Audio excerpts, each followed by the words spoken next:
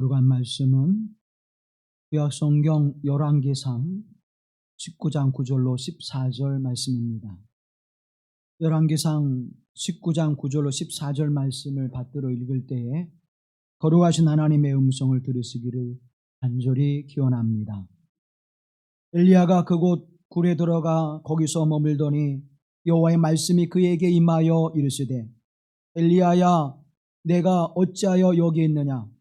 그가 대답하되 내가 만군의 하나님 여호와께 열심히 유별하오니 이는 이스라엘 자손이 주의 언약을 버리고 주의 제단을 헐며 칼로 주의 선지자들을 죽였음이오며 오직 나만 남았거늘 그들이 내 생명을 찾아 빼앗으려 하나이다.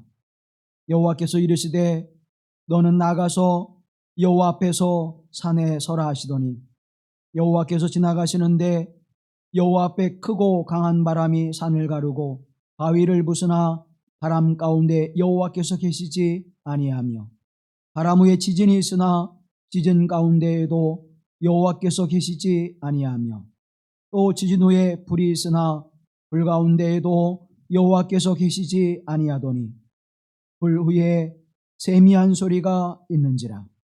엘리야가 듣고 겉옷으로 얼굴을 가리고 나아가 굴 어귀에 서매 소리가 그에게 임하여 이르시되 엘리야야 내가 어찌하여 여기 있느냐? 그가 대답하되 내가 만군의 하나님 여호와께 열심히 유별하오니 이는 이스라엘 자손이 주의 언약을 버리고 주의 제단을 헐며 칼로 주의 선지자들을 죽였음이오며 오직 나만 남았거늘 그들이 내 생명을 찾아 빼앗으려 하나이다. 이는 하나님의 말씀입니다.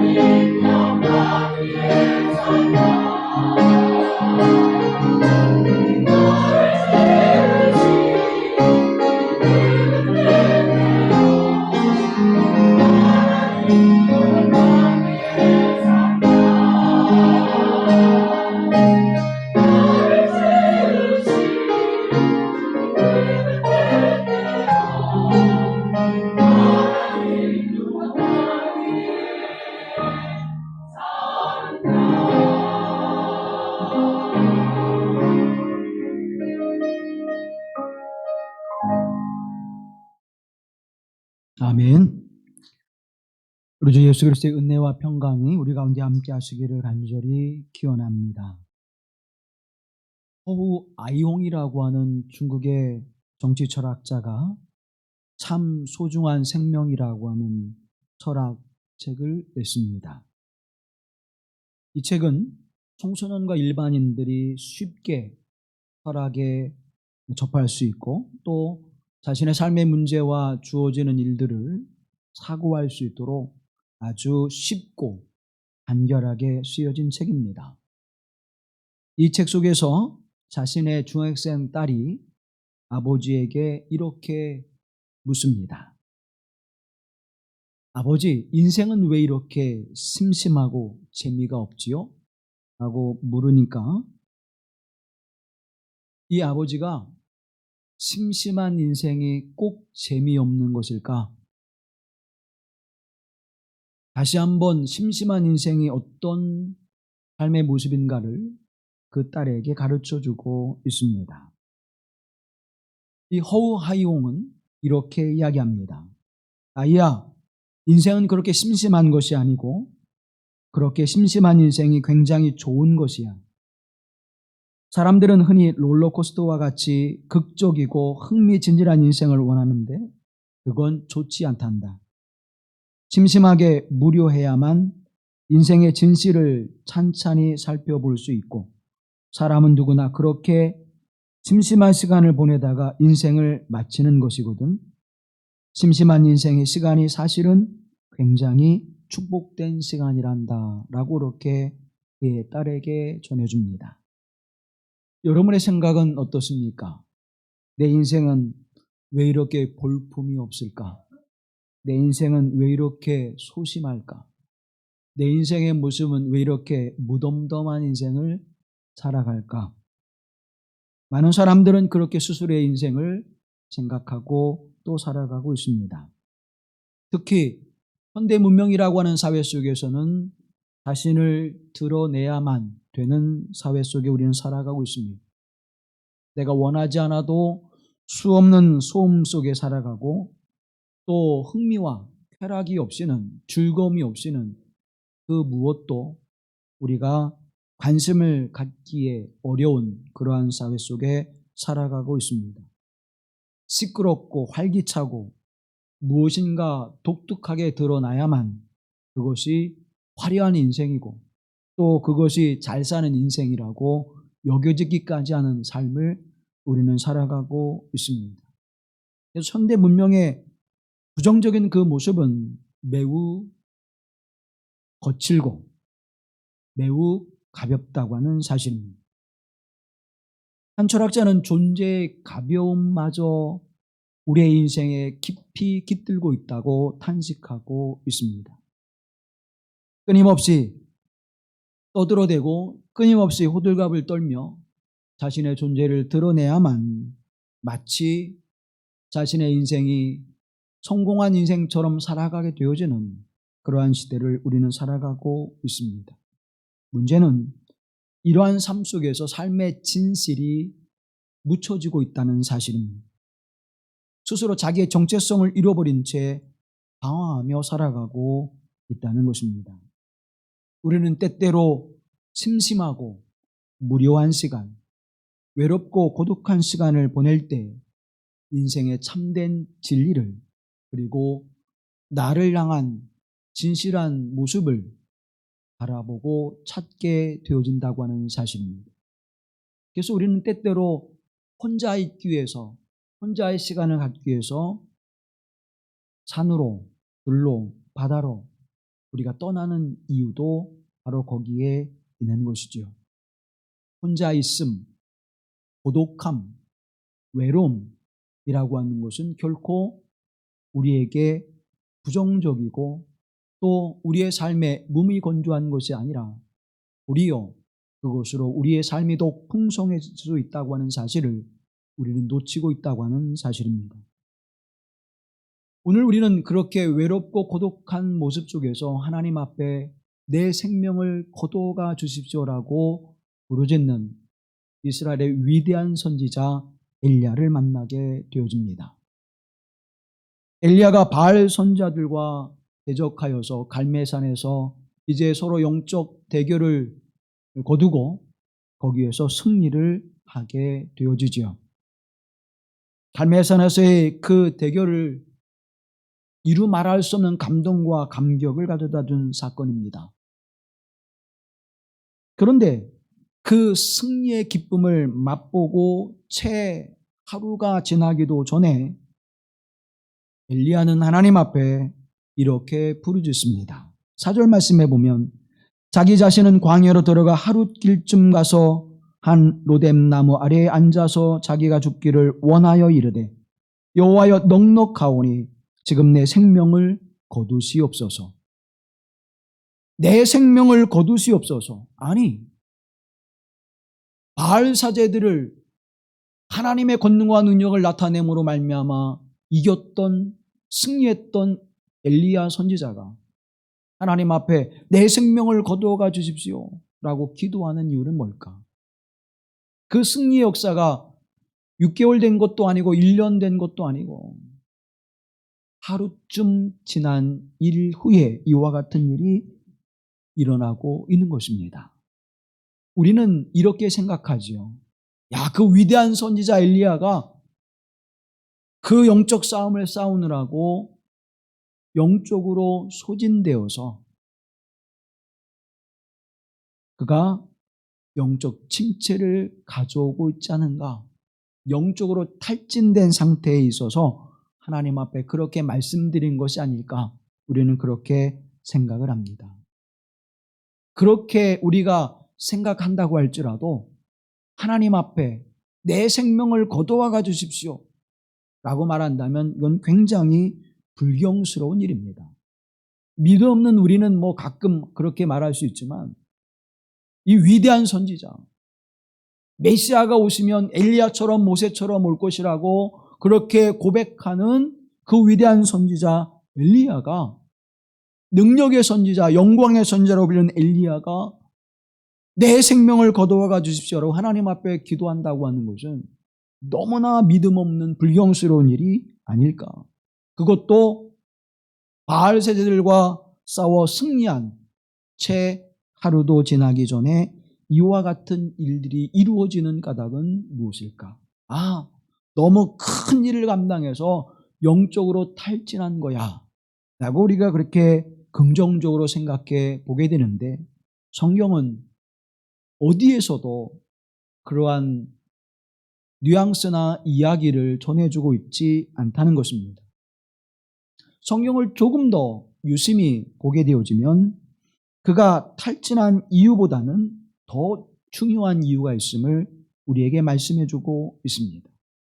이 성경의 앞뒤 문맥을 잘 살펴보면 엘리야가 왜 하나님 앞에 자신의 생명을 거두어가 달라고 부르짖는지를 우리가 이해할 수 있습니다. 2절 말씀에 보면 이사벨이 엘리야에게 사자를 보내어서 내가 이맘때쯤 너를 죽일 것이다. 군대를 보내어 반드시 너를 죽일 것이다. 라는 통지를 보냅니다. 이 통지를 들었을 때에 엘리야는 어떤 생각과 마음이 들었을까요? 두려움과 공포가 그에게 밀려왔을까요? 아무리 담대한 선지자랄지라도 이스라엘이라고 하는 군대를 일으켜서 자신을 죽이고자 하는 아합 왕과 이사벨의 뜻이 그곳에 있다면 두렵지 않을 수 없었을 것입니다. 도망간다 한다고 할지라도 도관에 든 쥐 신세이고, 어떠한 일들이 벌어진다고 할지라도 사생결단을 하고 찾아오는 이사벨과 그의 군대를 맞서 싸워 이길 수 있는 길은 없을 것입니다. 그래서 엘리야는 두려움과 염려, 공포가 그 마음과 영혼을 잠식시켜서 하나님, 내가 그러한 일들을 당하기 전에 차라리 나를 주님의 품으로 데려가십시오 라고 기도했을 것이다 라고 우리가 그렇게 생각을 해보게 되어집니다. 그런데 믿음의 사람이라면, 하나님의 영광을 나타내는 선지자라면, 하나님, 내가 바알의 새들과 갈멜산에서 대적하여서 승리를 거두게 하신 하나님, 이세벨이 군대를 보내어 나를 죽이고자 하는 이 사건 속에서 하나님의 살아계심과 그 영광을 나타내시옵소서. 내게 더 크고 놀라운 능력을 주셔서 그들을 능히 대적하여 이기게 하옵소서 라고 기도하는 것이 맞지 않을까요? 만약 여러분의 목사가 그것은 내가 감당할 수 없습니다, 믿음으로도 저는 그걸 못합니다, 그렇게 한다면 여러분은 어떻게 보시겠습니까? 야, 목사가 저렇게 믿음이 없어서 무슨 일을 하려고. 여러분, 우리가 종종 그렇게 생각할 때가 있죠. 엘리야가 그렇게 고백할 때 우리는 그렇게 생각할 수도 있을 것입니다. 여호와께서 왜 엘리야를 내버려 두셨을까? 하나님이 그것을 모르셨을까요? 우리의 모든 형편과 처지를 아시는 하나님, 더군다나 위대한 선지자 엘리야의 그 삶 속에 함께 하셔서 하나님의 영광의 놀라운 역사를 이루신 하나님께서 그 사건을 모르고 계셨을까요? 성경은 이렇게 우리에게 기록하고 있습니다. 19장 3절 말씀에 보면 그가 이 형편을 보고 일어나 자기의 생명을 위해 도망하였다라고 말씀하고 있습니다. 쉽게 얘기해서 영적 탈진이 와서, 영적 침체가 와서 도망한 것이 아니라 살려고 도망했다는 거예요. 살려고 도망가다가 우울증이 깊어져서 차라리 내 생명을 거두어가 주십시오라고 기도하고 있다는 거예요. 사랑하는 성도 여러분, 문제는 엘리야가 살려고 도망가 놓고 겨우 하루 만에 하나님 차라리 내 생명을 거두어가 주십시오라고 간구하고 있다는 것입니다. 영적 탈진이 아니라는 것입니다. 우리는 엘리야가 영적 탈진을 가져왔다고 그렇게 가르쳐왔고 배워왔고 우린 그렇게 생각해 왔지요. 그런데 여러분, 본문의 말씀을 조금 더 깊이 유심히 바라보면 그러한 모습은 없습니다.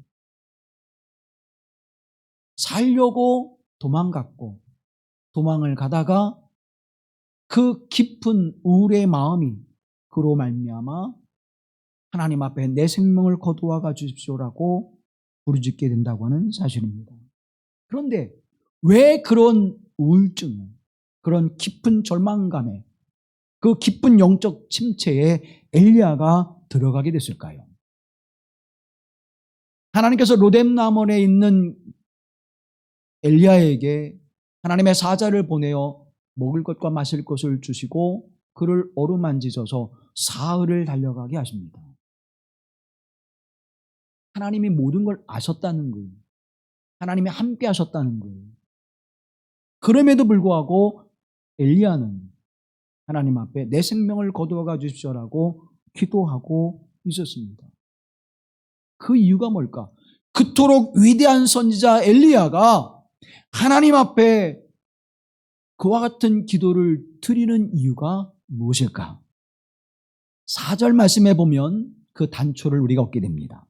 나는 내 조상들보다 낫지 못하나이다. 나는 내 조상들보다 낫지 못하나이다.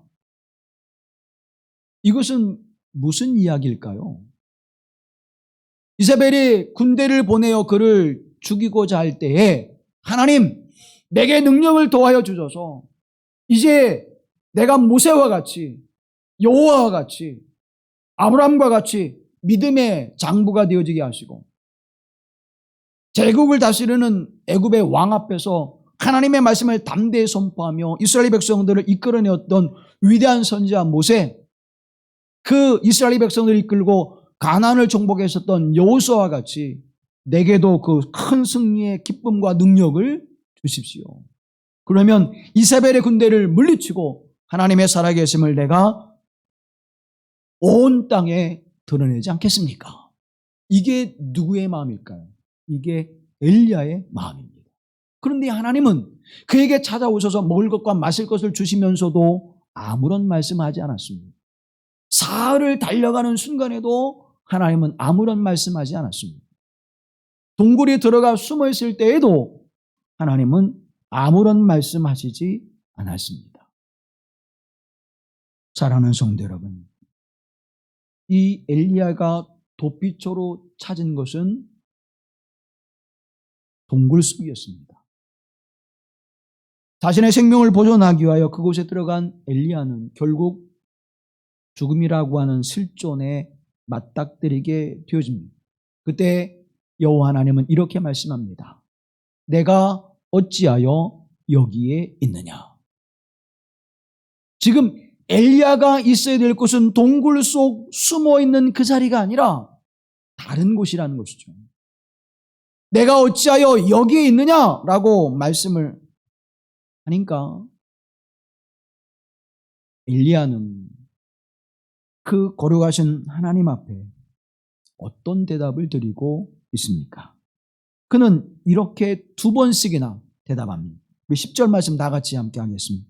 내가 만군의 하나님 여호와께 열심히 유별하오니 이는 이스라엘 자손이 주의 언약을 버리고 주의 제단을 헐며 칼로 주의 선자들을 죽였음이오며 오직 나만 남았거늘 그들이 내 생명을 찾아 빼앗으려 하나이다. 아멘.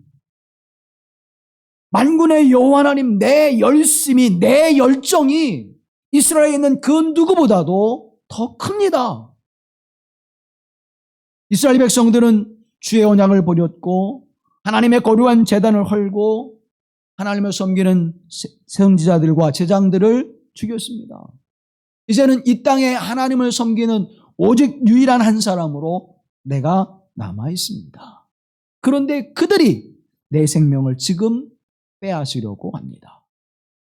그러니 하나님 가만히 계지 마시옵고 내게 어떠한 능력을 나타내 주십시오라고 말하고 있는 것이죠. 내 열심이 유별하오니, 내 열정이 그 누구보다도 주님을 향한 열정이 크오니 하나님 내게 떠나지 마시고 내게 큰 능력과 권능을 베풀어 주십시오. 오직 나 한 사람만 남았습니다. 그렇게 아뢰었더니 하나님께서 이렇게 말씀합니다.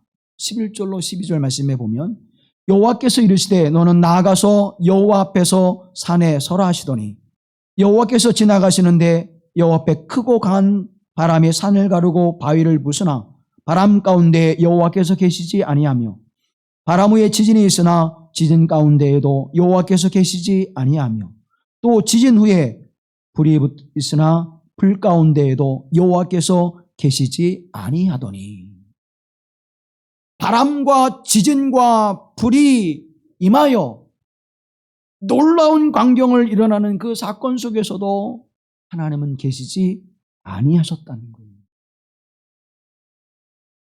바람과 지진과 불, 빽빽한 구름, 나팔소리, 이 모든 건 다 무엇을 말합니까? 하나님의 임재를 상징합니다. 그런데 그 속에 하나님이 계시지 않았다는 거예요. 그리고는 하나님께서 내가 어찌하여 여기 있느냐? 내가 어찌하여 여기 있느냐? 그렇게 2번씩 물으시는 것입니다. 3번씩이나 하나님의 놀라운 능력의 모습을 나타내 보여 주셨음에도 불구하고 내가 어찌하여 여기 있느냐? 물으시는 2번의 물음 속에서도 엘리야는 내 열심이 유별하오니 내 열정이 크오니 라고 하나님 앞에 부르짖기만 하고 있다는 사실입니다. 사랑하는 여러분, 내가 어찌하여 여기 있느냐라고 하는 음성을 들을 때 우리는 어느 곳을 생각합니까? 하나님의 말씀에 불순종하여 죄를 범한 아담과 이브가 그 수치스러움과 부끄러움을 가리기 위하여 또 하나님의 낯을 피하여 숨어 있었던 그 모습을 보게 되어집니다. 지금 내가 있어야 될 곳은 이곳이 아니라 너는 지금 내 품에 있어야 되고 너는 나와 함께 있어야 되고 내 말에 순종하는 자리에 있어야 되고 내 손에 붙들려 하나님의 영광을 하나님의 삶을 감당하는 자리에 있어야 되는데 너 왜 나에게 등을 돌리고 있느냐? 왜 내 품에서 떠나 있느냐? 지금 이 순간 그 불순종의 삶이 너의 실존 속에서 무엇으로 다가와지는 걸 경험하는 거예요? 죽음이라고 하는 것을 경험하는 것입니다. 아담과 이브가 하나님 앞에 불순종하여 그 교만함으로 찾아온 결과는 무엇입니까? 죽음이지요. 지금 엘리야는 하나님이 있어야 될 자리, 하나님께서 원하시는 자리에 있지 않고 떠남으로 말미암아 무엇을 지금 경험하는 거예요? 죽음의 실존 앞에 맞닥뜨리게 되는 것입니다. 거기에서 좌절과 절망감과 낙심과 원망과 불평이 쏟아나오는 거죠. 사랑하는 성도 여러분, 내가 어찌하여 지금 여기서 이러고 있느냐? 너가 있을 곳은 여기가 아니다. 엘리야의 개인적인 욕심과 욕망이 틀렸어. 너 그거 잘못 생각하고 있는 거야 라고 말씀함에도 불구하고, 두 번씩이나 그렇게 말씀하고 있음에도 불구하고 엘리야는 자신의 자랑만을 늘어놓고 있다고 하는 사실입니다. 사랑하는 여러분, 우리 또한 그렇지 않습니까? 내가 하나님의 교회를 위해서, 하나님의 사역을 위해서 내가 믿음의 열심을 이렇게 가졌는데 하나님, 내게 주어지는 이 모습은 무엇입니까? 능력이 하나님, 그 권능이 하나님, 다른 사람들은 하나님을 경험하는 그 능력과 권능의 이야기들을 얼마나 많이 가지고 있습니까?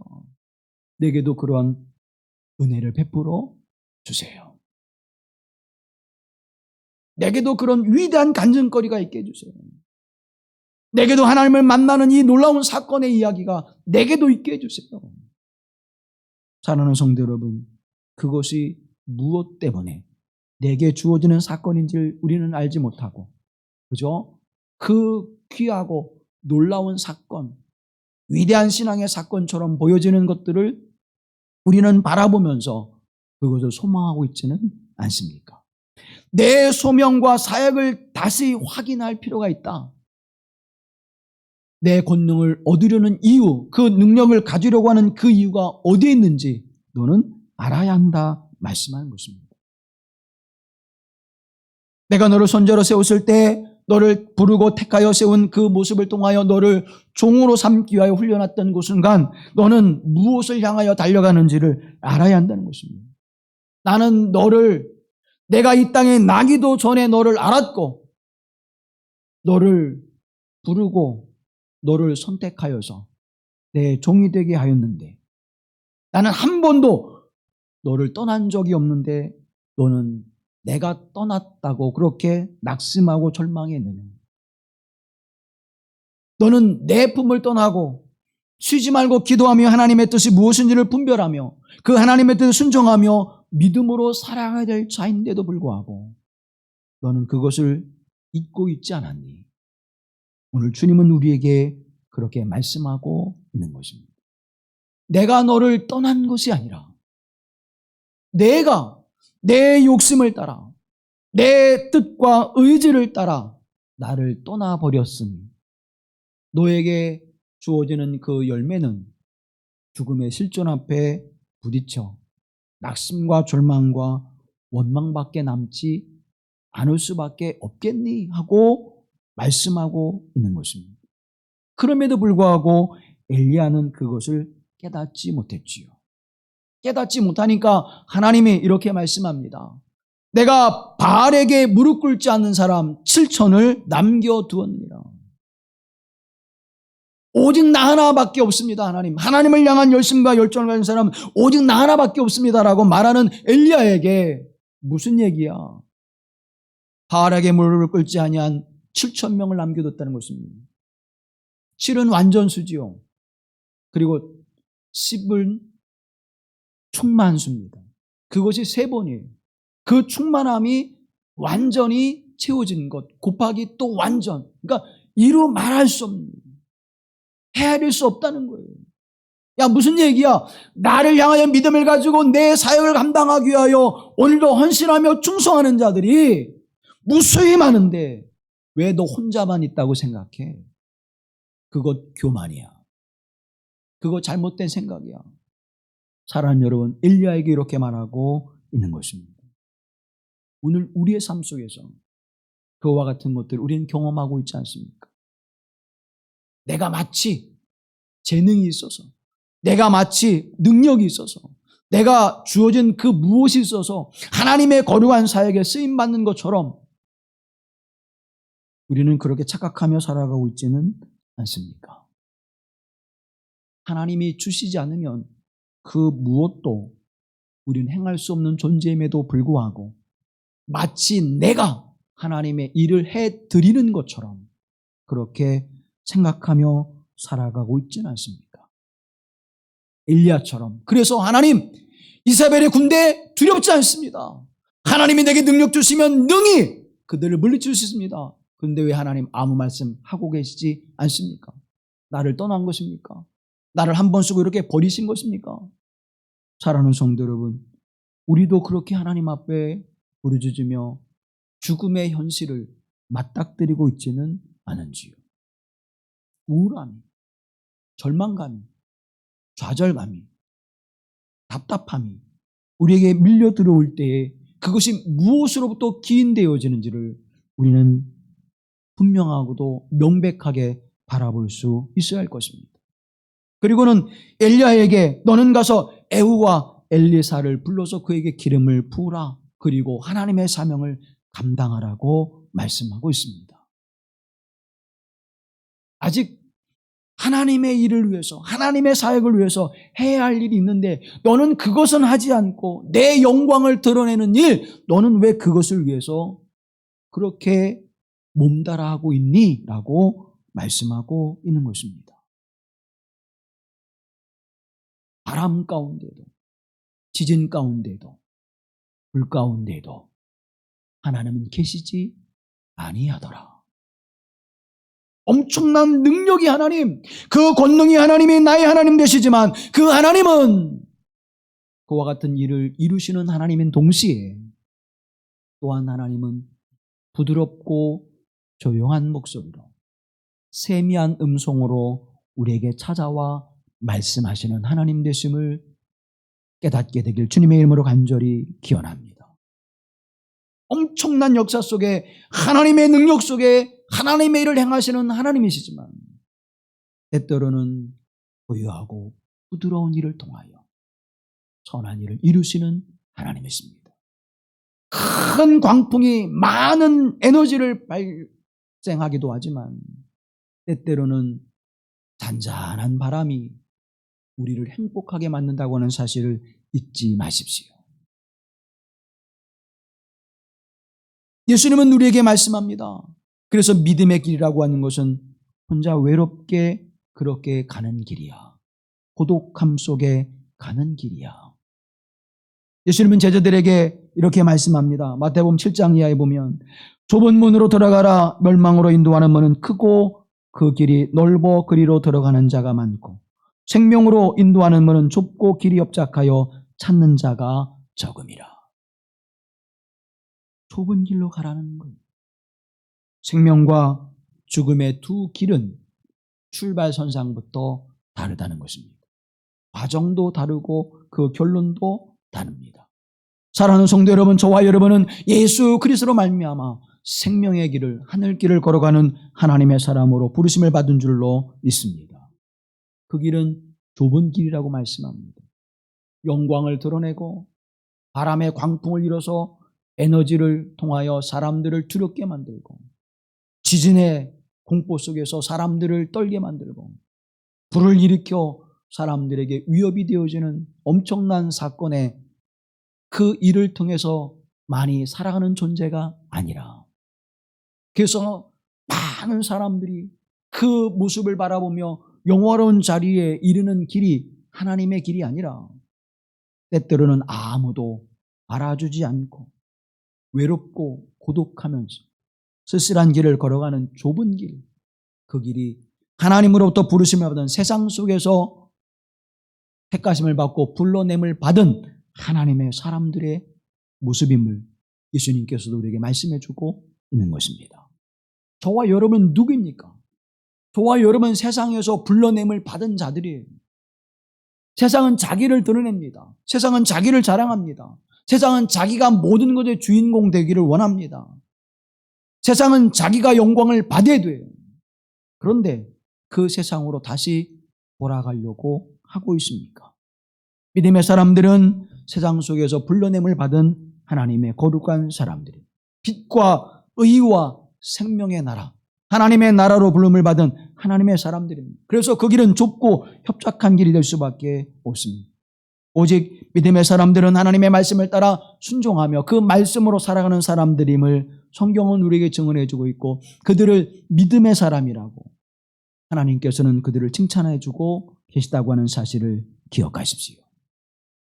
오늘 우리의 길이 그 거룩함의 길을 걸어가는 것입니다. 그럼에도 불구하고 엘리야와 같이 하나님, 나는 내 조상들보다 낫지 않습니다. 모세나 여호수아나 다윗보다 더 위대한 사람이 되게 해 주십시오. 그런 사단의 미혹 속에 빠지게 될 때 우리는 좌절과 절망을, 원망과 불평을, 죽음이라고 하는 실존 앞에서 우리는 낙심하게 된다고 하는 사실을 기억하십시오. 목회자로 살아가면서 그와 같은 유혹을 받을 때가 많습니다. 아니, 거의 매일 그런 생각을 해요. 하나님, 이왕이 하나님께서 부르셔서 하나님의 종으로 쓰임받는 인생이라면 더 놀라운 일들을 이루어내지 않겠습니까? 이왕이 교회라고 이름을 붙이고 교회 공동체를 이끌어 간다면 하나님이 교회 공동체를 통해서 뭔가 세상 사람들이 추앙하여 바라볼 수 있는 그런 사역들을 이뤄내야 되지 않겠습니까? 정말 하나님 앞에 생명을 다해 헌신하는 사람들이 함께 모여서 뭔가 하나님 이 시대의 역사 속에 이정표를 남겨야 되는 그러한 교회가 돼야 되지 않겠습니까? 여러분, 그와 같은 생각이 하루에도 수십 번, 수천 번 내릿속을 스쳐가면서 그 유혹에 빠집니다. 여러분도 마찬가지죠. 하나님, 내가 이왕 믿음의 사람으로 하나님 앞에 믿음의 가정으로 우리가 세워졌는데 하나님 이 믿음을 통하여 이 가정을 통해서 뭔가 세상 사람들에게 이렇게 떳떳하게 이렇게 자랑스럽게 간증거리라도 하나님 멋들어지게 그들에게 해낼 수 있는 그 무엇이 좀 있어야 되지 않겠습니까? 그냥 매일 그날이 그날 같고 믿는 건지 믿음이 없는 건지 기도를 하는 건지 내가 교회를 다니는 건지 교회가 내게 오는 건지 그냥 그런 인생을 살아가도록 하나님 내버려 두신다면 너무나 보잘것없을까? 너무나 이거 하나님 무미건조한 인생이 아닙니까? 사랑하는 성도 여러분, 혹시나 그렇게 생각하고 있지는 않습니까? 그런 미혹되어지는 생각들이 우리에게 끊임없이 달려와요. 그런데 사랑하는 여러분, 하나님의 말씀과 하나님의 뜻을 따라 그 말씀에 생명을 보고 순종했더니 하나님께서 그들의 삶을 복되게 하시는 역사를 이루어내십니다. 코바디스라고 하는 영화를 보신 적 있죠? 마지막 장면에 이제 기독교인들이 박해를 받습니다. 로마가 불이 나고 그 불로 인해서 많은 사람들이 누명을 씌워서 그리스도인들을 박해합니다. 사자의 밥이 되어주고 맹수 앞에 두려움을 떠는 자리에 놓여지게 되고 화형으로 죽음을 당합니다. 베드로가 긴급하게 피해요. 로마를 떠나서 이제 나갑니다. 그 나가는 길에서 저기에서 오시는 예수님을 만나지요. 아, 주님 어디로 가십니까? 그게 뭐예요? 코바디스. 그게 뭐예요? 주여 어디로 가시나이까? 그거잖아요. 주님 지금 로마로 들어가시면 죽습니다. 그래서 내가 긴급하게 지금 피하고 있는 것입니다. 그래? 네가 도망하여 나오니 내가 거기로 갈 수밖에 없지 않니? 내가 복음을 위하여 하나님의 사역을 위해서 그곳에 보냈는데 내가 그곳에서 나오니 내가 다시 또 고난의 자리에 갈 수밖에 없지 않니? 그때 베드로가 깨닫고 다시 로마로 들어가 복음을 증거하고 마지막 순교의 자리에서 나의 주님이 십자가에 죽임을 당하셨는데 내가 어떻게 주님처럼 똑같이 내가 죽을 수 있습니까? 거꾸로 십자가에 순교를 당하는 베드로의 삶의 모습을 보게 되었습니다. 사랑하는 여러분, 오늘 우리는 주님보다 더 큰 영광을 소망하며 살아가고 있지 않습니까? 그것이 없다고 우리는 좌절하고 낙심하며 절망감 속에 살아가고 있지는 않습니까? 사도행전 2장 47절 말씀에 보면 하나님을 찬미하며 또 온 백성에게 칭송을 받으니 주께서 구원받는 사람을 날마다 더하게 하시니라. 하나님을 찬미했더니 세상의 사람들이 칭송하며 호의를 가지며 구원받는 사람들을 토하는 역사가 초대교회 공동체 속에 이루어졌습니다. 사랑하는 여러분, 하나님을 찬미하는 사람이 되십시오. 어떤 순간에도 하나님께 영광을 돌리며 그 은혜를 구하는 자가 되십시오. 여러분의 일상의 삶 속에 우리는 얼마나 많은 하나님의 은혜를 경험하며 살아가고 있습니까? 수많은 하나님의 은혜 안에 살아가지 하고 있지 않습니까? 내가 오늘 이 자리에서 하나님 앞에 예배를 드리는 이 순간도 하나님의 은혜의 사건입니다. 내가 마음에 여러 가지 불편한 일들과 여러 가지 근심되는 일들과 걱정되는 일이 있을지라도 내가 그 모든 것을 뒤로하고 내가 오직 하나님을 향하여 마음을 다하며 찬양할 수 있는, 예배할 수 있는 이 자리에 나올 수 있는 것 그 자체가 은혜가 아닙니까? 내가 오늘 아침에 일어나 호흡할 수 없었다면 우리는 함께 예배할 수 없었을 것입니다. 내게 건강을 주셔서 그래도 내 두 다리로 내가 지팡이를 의지하며 하나님 앞에 나올 수 있어서 하나님 앞에 예배할 수 있는 이 은혜를 주신 것, 이것이 기적이고 놀라운 은혜이지 않습니까? 일상에서의 하나님의 손길을 여러분이 놓치지 마십시오. 하나님이 우리를 떠난 것이 아니라 내가 하나님을 떠났다고 하는 사실을 깨달으십시오. 하나님의 은혜가 내게 주어진 않는 것이 아니라 내가 은혜의 자리를 떠나 있다고 하는 사실을 깨달으십시오. 하나님의 은혜는 우리에게 매일매일 부어지고 있습니다. 하나님의 은총은 매일매일 우리의 삶 속에 쏟아지고 있습니다. 내가 바라고 내가 생각하고 내가 원하는 것으로 이루어지지 않으니까 우리는 그 현실 속에서, 그 실존 속에서 죽음이라고 하는 절망을 맞닥뜨리고 살아가는 것입니다. 사랑하는 성도 여러분, 우리에게는 평생 외로움의 길일 수도 있습니다. 고독의 길일 수도 있습니다. 그러나 너는 나아가서 여호와 앞에서 산에 서라 하시는 말씀을 깨달으십시오. 저와 여러분은 세상 사람들 가운데 서야 될 사람들입니다. 외롭고 힘들고 어려울지라도 그곳에 서서 당당하게 살아계신 하나님의 역사를 드러내야 할 것입니다. 11절로 12절 말씀을 다 같이 함께 보겠습니다. 여호와께서 이르시되 너는 나가서 여호와 앞에서 산에 서라 하시더니 여호와께서 지나가시는데 여호와 앞에 크고 강한 바람이 산을 가르고 바위를 부수나 바람 가운데 여호와께서 계시지 아니하며 바람 위에 지진이 있으나 지진 가운데에도 여호와께서 계시지 아니하며 또 지진 후에 불이 있으나 불 가운데에도 여호와께서 계시지 아니하더라. 아멘. 바람과 지진과 불이 일어나는 엄청난 자리에 여호와 하나님께서 계시지 아니하더라. 그 앞에 뭐라고 말씀합니까? 너는 나가서 여호와 앞에서 산에 서라. 나아가서 산에 서라. 사랑하는 성도 여러분, 우리가 나가야 될 자리는 어느 자리입니까? 세상을 향해 나가야 하는 것입니다.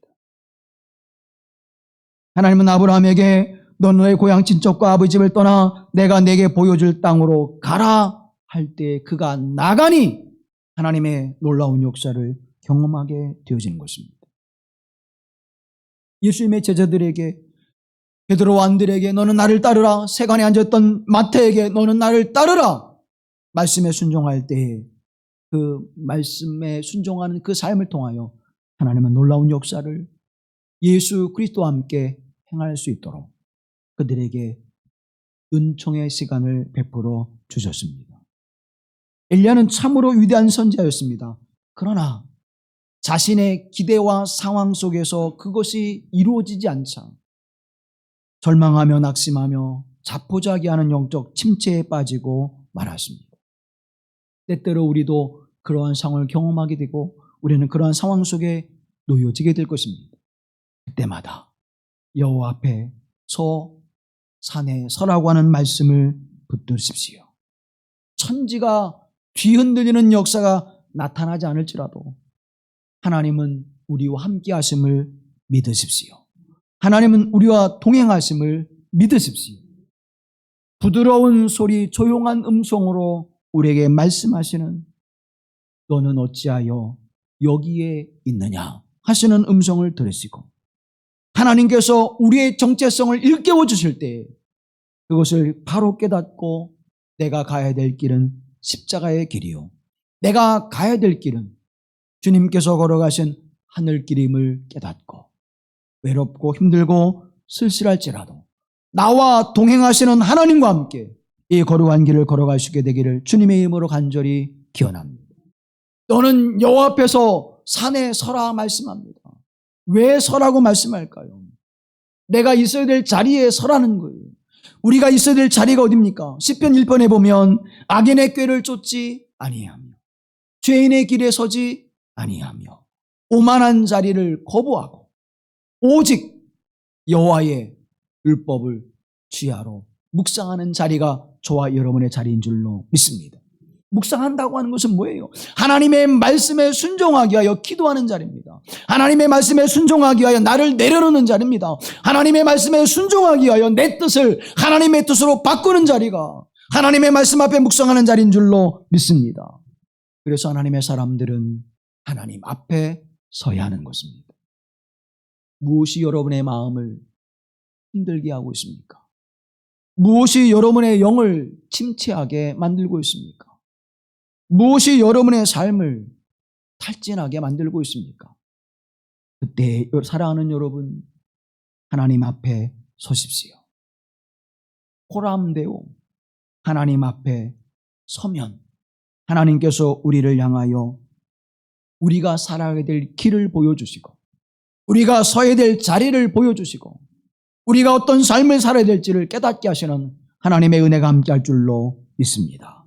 그래서 성도는 우리가 있어야 될 곳은 하나님 앞입니다를 고백하고 그 앞을 향해서 나아가는 사람들인 것입니다. 오늘도 한 걸음 한 걸음 사랑하는 성도 여러분, 내게 힘겹고 벅찬 일이 올 때마다 내가 낙심함과 절망함의 일이 올 때마다 내 마음에 원망과 불평이 쌓일 때마다 그곳에 미혹되어 하나님 차라리 내 생명을 거두어 가십시오 기도하는 엘리야의 그 모습이 아니라 하나님 앞에 서서 때로는 거센 광풍으로 때로는 지축을 흔들리는 지진으로 때로는 모든 것을 태워버리는 불의 역사가 있지 않을지라도 내게 부드러운 바람으로 따뜻한 마음으로 온유한 모습으로 찾아오시는 그 주님의 그 능력을 경험하시고 그 복된 은총의 삶을 살아가는 그래서 하나님과 동행하는 믿음의 사람들이 되어지기를 주님의 이름으로 간절히 기원합니다. 오늘 여러분과 동행하시는 하나님 앞에 날마다 서는 믿음의 사람들이 되어지기를 주님의 이름으로 간절히 기원합니다. 자비로우신 아버지 하나님, 내 뜻을 내려놓고 하나님의 뜻을 구한다고 말하면서도 하나님의 말씀 앞에 순종하며 믿음으로 살아간다고 말하면서도 여전히 내 뜻을 앞세우며 여전히 하나님의 역사를 내 역사로 바꾸지 못한 안타까움과 답답함 속에 살아왔음을 고백합니다. 오직 하나님의 말씀 앞에 서서 나로 하나님의 살아계심을 증거하는 삶을 살아가게 하옵소서. 나로 하나님의 손에 들려 쓰임받는 하나님의 종이 되게 하여 주시옵시고 나로 말미암아 하나님의 영광을 드러내는 하나님의 도구가 되어 하나님 앞에 쓰임받는 삶을 살아가게 하옵소서. 그 자리에 내가 없을지라도 그 자리에 내 영화로움이 사라져버릴지라도 하나님이 함께 하시고 하나님의 뜻과 하나님의 역사가 이루어지는 길이라면 주님 기꺼이 그 길을 달려가는 믿음의 사람이 되게 하옵소서. 순종함으로 그 길을 나아가서는 하나님의 사람들이 되게 하옵소서. 그를 구속하신 주님처럼 그 길을 오늘도 걸어가게 하옵소서. 우리를 구속하신 예수 그리스도의 이름으로 기도하옵나이다. 아멘.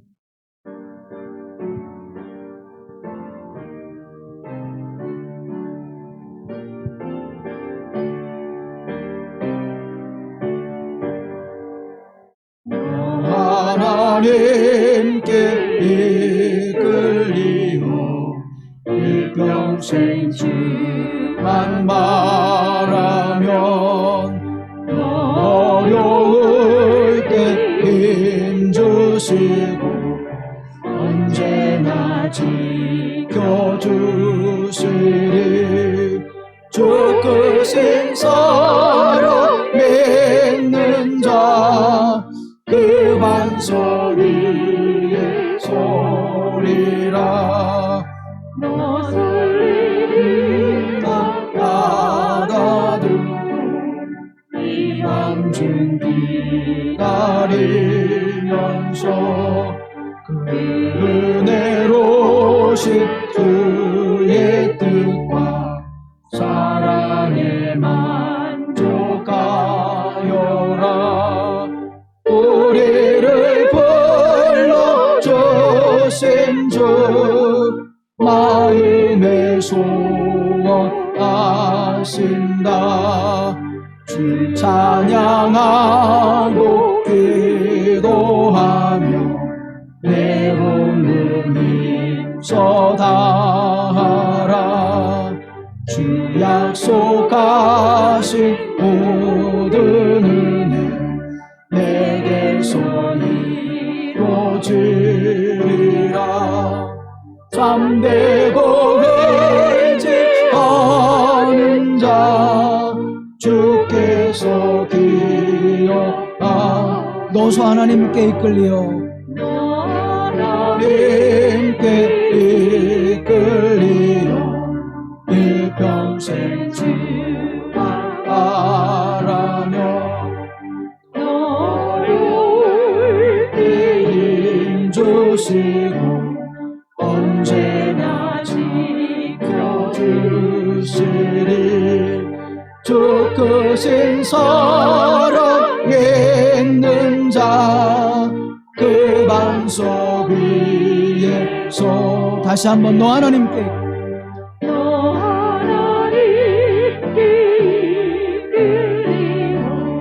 일평생 주만 바라며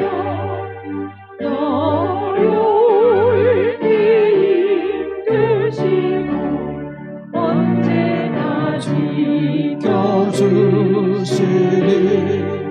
주 크신 사랑 믿는 자 그 반석 위에 서리라.